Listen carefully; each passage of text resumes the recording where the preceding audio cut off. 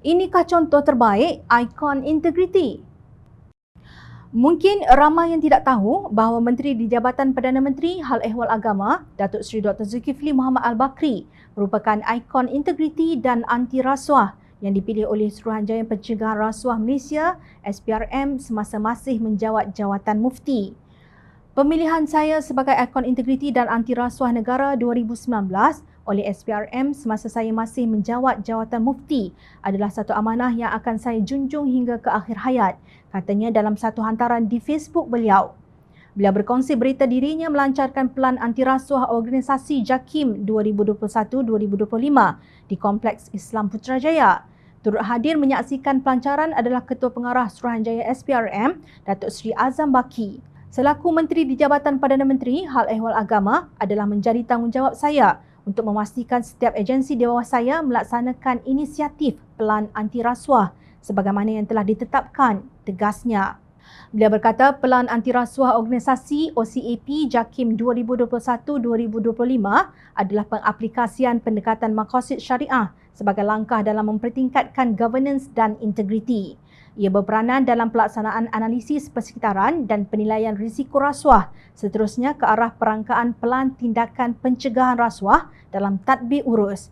Malaysia dikenali kerana integriti dan bukannya rasuah. Itulah semangat yang wajar disambut bersama dalam Pelan Anti Rasuah Nasional 2019-2023, ujarnya.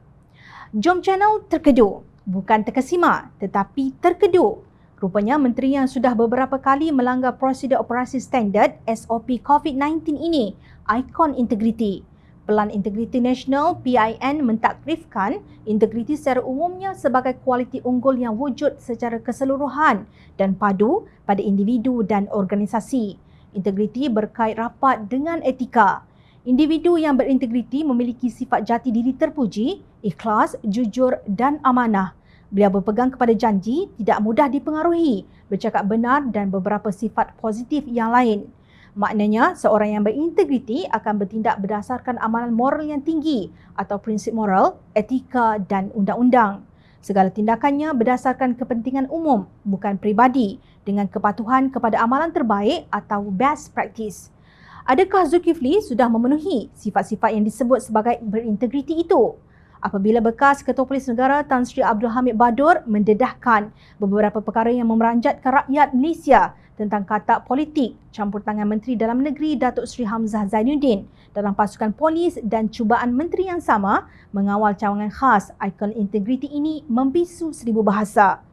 Tiba-tiba beliau berkata pemilihannya sebagai ikon integriti dan anti rasuah negara pada tahun 2019 oleh SPRM adalah satu amanah yang akan beliau junjung hingga ke akhir hayat.